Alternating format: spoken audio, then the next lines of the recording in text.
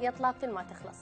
هل ستصير لنا چارة بعد ما حدث في مجلس النواب من أزمة بين كتلة الزهديون والخستاويون، أم أن الچارة لن تصير؟ هل ستعود المياه إلى مجاريها، أم أن المنهول انباقت والمياه طفحت؟ هل سيتدخل القضاء في حل المشاكل العالقة بين الخستاوي والزهدي، أم أن ستوقع وثيقة شرف؟ كل هذا وأكثر سنتناقش به مع ضيفي كل من السيدين من عمان عبر الأقمار الصناعية، السيد سماسيم السماسيمي رئيس كتلة الزهدي في مجلس النواب، ومن أربيل السيد حلاقيم الحلاقيمي رئيس كتلة الخستاوي في المجلس.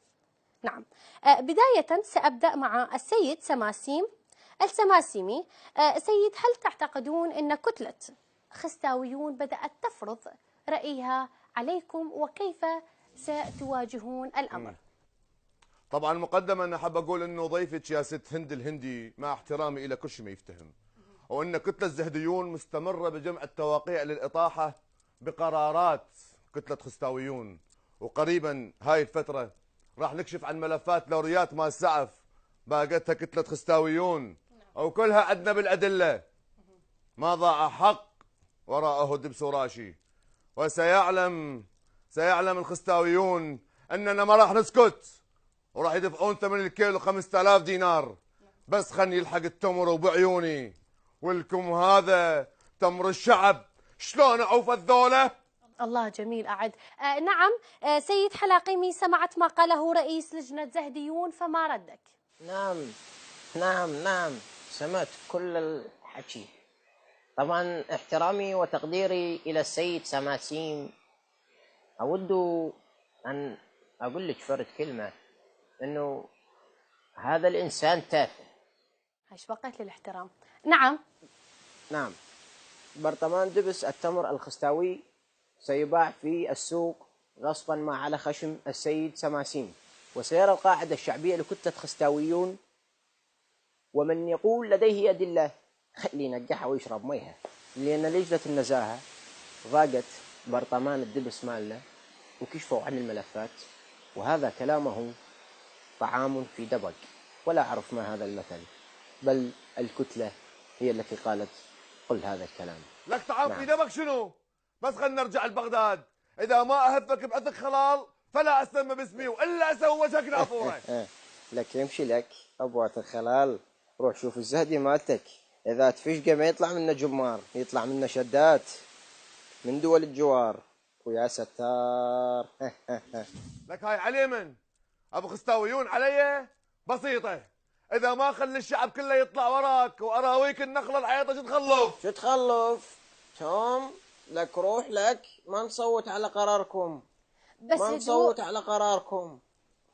نعم، بس هدوء أرجوك سيد حلاقيمي، سيد سماسيمي، ممكن بسيطة. نطلب استبر أنا عنك إلا طلعن كلهن عليك. خل ارجع لبغداد. بسيطة، ارجع لبغداد وشوف شو اسوي بيك. تسمعوني أرجوك؟ تعال سيد حلاقيم، تعال سيد سماسيمي، ممكن الهدوء، أطلب من عندكم الهدوء رجاء. طبعا إلى هنا انتهت حلقة يا طلابة ما تخلص لهذا اليوم، انتظروني بحلقة جديدة. تحياتي هند الهندي، إلى اللقاء. أدري الشباب ايش بيكم صدقتوا؟ قابي فيك يا حلاقي مسيل الحلقة وخلصت. على غيرتك حلاقي، والله عجبتوني. يلا على غيرتك. سترة كذا دولار مشتريها، ايش بيك؟ شباب، 2 شايات راح نجيب لكم شايات 2 هسه تسترخون. ألف رحمة على والديك. لك هذا شلون كلام.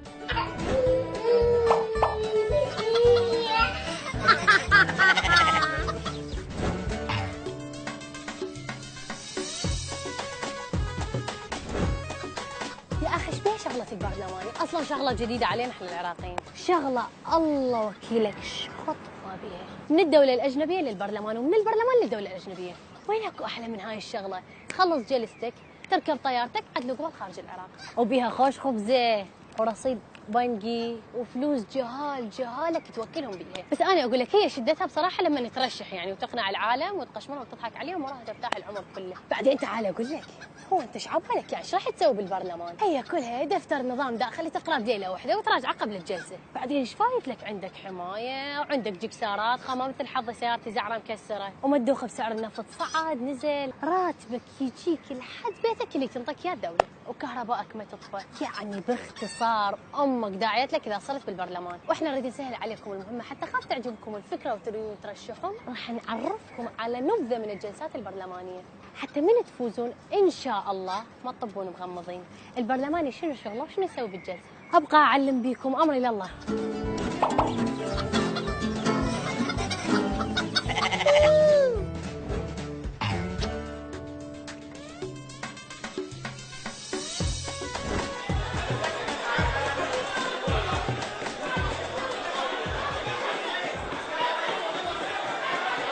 نفتتح الجلسة الآن للتصويت على قرارات هامة. نقطة نظام. نعم سيادة النائب تفضل. سيادة الرئيس، احنا بكافتيريا البرلمان مدى نلقى لفات جبن، أرجو أن يكون الموضوع باهتمامكم سيادة. الموضوع ضمن اهتماماتنا سيادة النائب، شكرا. الآن نفتتح الجلسة على التصويت على قرارات هامة. نقطة نظام عيني. سيادة الرئيس ترى والله ما يصير هيجي، يعني هاي المطارة مالتي انا جايبتها من البيت كاملة، شوفها مدري من شرب من عتها وخلاليها عنا صدق تحجون؟ يرجى ان ينظم البرلمان قانون داخلي يمنع خنق المطارات ما يصير من فمكم. نعم هذه نقطة نظام جيدة سيادة النائبة، شكرا جزيلا، شكرا. نقطة نظام مقبولة. الآن نفتتح الجلسة على التصويت على قرارات هامة. نقطة نظام. نعم سيادة النائب تفضل. هذا دين ديزني، أي يدغ بي بالمعنى الحقيقي. أرجو أن يكون الموضوع ضمن اهتماماتكم سيادة. شكرا سيادة النائب. ولك لا تدغ بي ولا هذه حركاتكم هاي ما أعرف شنو. خش اقعد يلا هدوء رجاء، هدوء، خلونا نبلش شغل. نعم نفتتح الجلسة على التصويت على قرارات هامة. سيادة الرئيس عيوني. تسلم عيونك عين سيادة النائبة، تفضلي. حلوة حمرتي؟ اخلي هدول ولا؟ سيادة النائبة هاي مو نقطة نظام، هاي نقطة راس سطر، أرجوك. شكرا. هدوء. نفتتح الجلسة الآن للتصويت على قرارات هامة. نقطة نظام. تفضل سيادة النائب، تفضل. أخاف راح أشرب مي سيادة الرئيس. مي؟ روح ابني روح اشرب مي. سيادة الرئيس نقطة نظام، ما راح أشرب مي. سيادة النائب يعني شنو تروح تشرب مي بعدين ما تريد تشرب مي؟ شايف قدامك اضحوكة أو اهزوجة أو أرجوحة، أرجوك بلا حكي. تشرب مي لو لا؟ مخاف ياخذون مكاني وما أريد أكبر الموضوع وأسوي ضمن اهتماماتكم سيادة. خلاص هدوء. نفتتح هذه الجلسة للتصويت على قرارات هامة. سيادة الرئيس نقطة نظام. نعم سيادة النائبة، بس لا تقولي لي حمراء أرجوك، عيب من العالم. سيادة الرئيس مدري منو كاتب على المقعد مالتي ان شاء الله ما تفوزين بالدورة الجاية، ليش هيك ليش؟ فال الله ولا فالكم صدق تحجون؟ شو مسويت لكم اني؟ سيادة الرئيس اريد اعرف منو اللي كتب على هذا المقعد حتى كتله بالطلعة.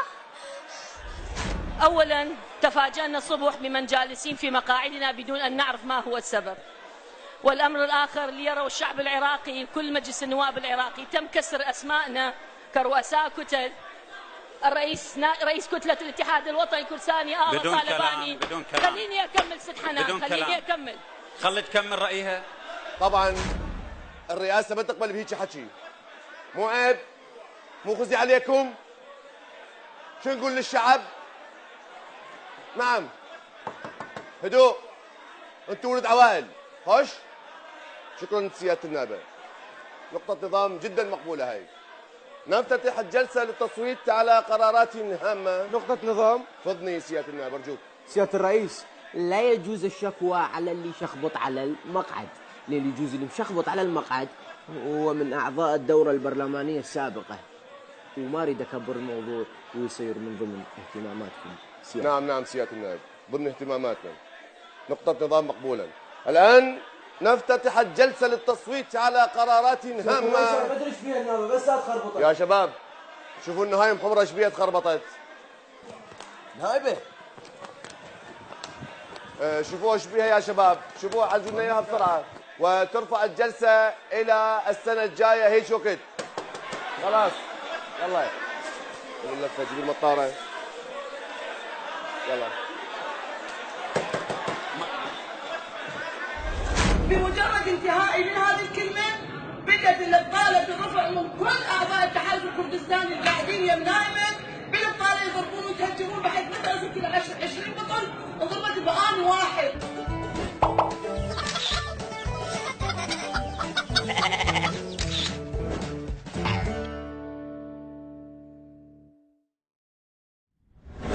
هاي جايز، شلونكم؟ فديتكم منورين.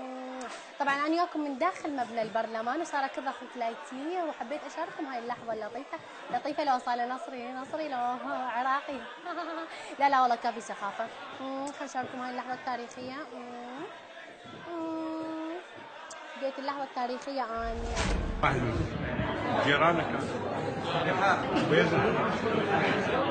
تعال يا اخي من يمك هيك تصورينا من بعيد. ما اعرف استاذيه بالتصوير.